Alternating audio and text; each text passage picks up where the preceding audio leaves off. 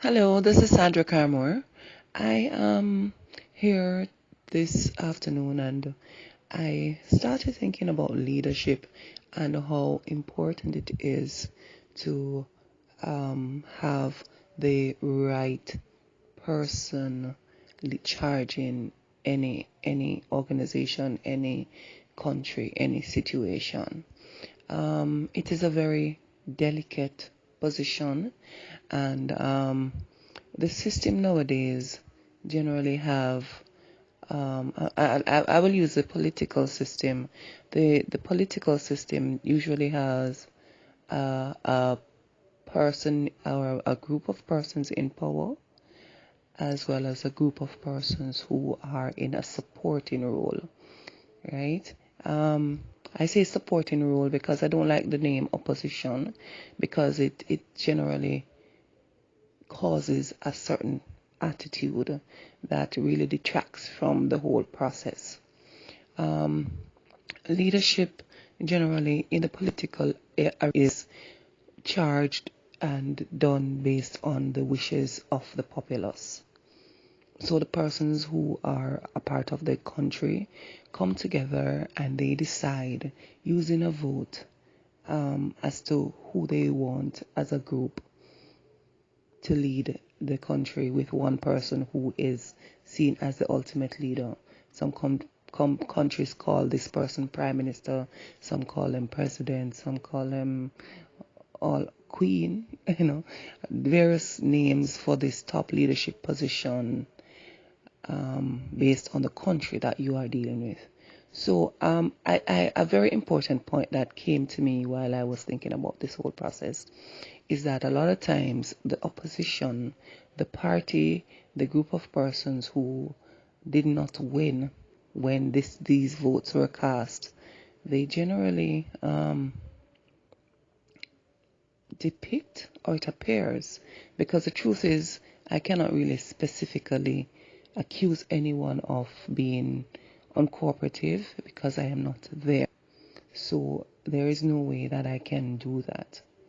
So they generally appear to be opposing, to be criticizing, to be tearing down.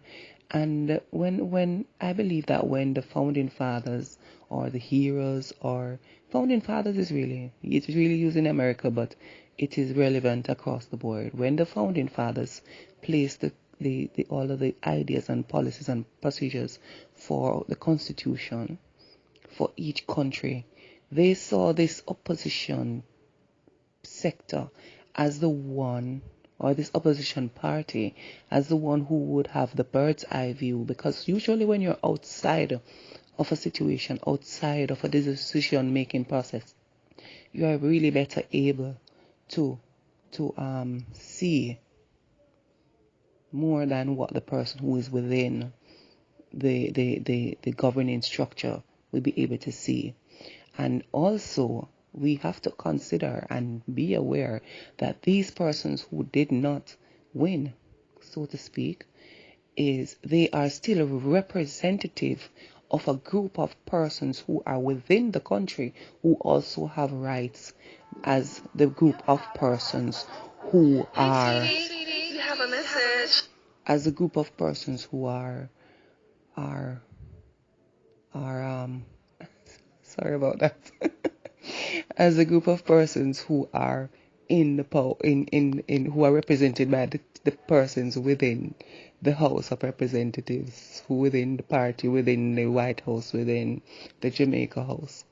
So really, um, this is the point I'm making, that we have to ensure that the persons who are stable within the ministries, within the agencies of the countries remain stable, and take the initial months of after election to formalize, do a short. I know they do it, I know they do it, but I believe that I don't know. Do the opposition persons have offices as well within the structure, or is it that they are just sent packing, or I don't know how it is said, it is done.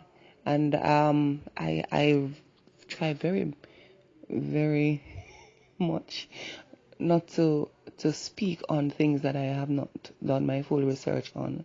But the most important point that I'm making from this is that we should see the persons who are in the opposition as persons who are placed there to have an outside observatory position to not only in give input into the process, but also to give input as it relates to the persons who they still represent. But at the end of the day, very, very extremely critical, at the end of the day, we are all one people in one country. So if we are unable to come together after that place of election, then we are just going to be wasting another 4 years trying to come together, only to realize that in another couple of months we're going to have to be preparing to see who will win again. So we will find that we'll be going through the motions with no real true progress. The challenge I am issuing is to, as much as possible, balance and begin the work as soon as possible, because at the end of the day, there will be nothing to say, okay, you did this and you finished this, and this is how I would have done it differently. If they're unable to finish a task, finish their mandate, finish their agenda within the 4 years, then you're going to find that at the end of the day, it is a country that suffers, because all of these mandates are tied to the economy, and the economy is tied to the welfare of the entire country, tied to the standard of living of the entire country. And we have to be able to put aside our differences and to work together to increase and make the best country, the best individuals, the best leaders. Once they have come up on top as the persons who are being selected as leaders, it is the responsibility of everyone in the country to support these leaders, or else we are going to die. Without vision we perish, without unity we die.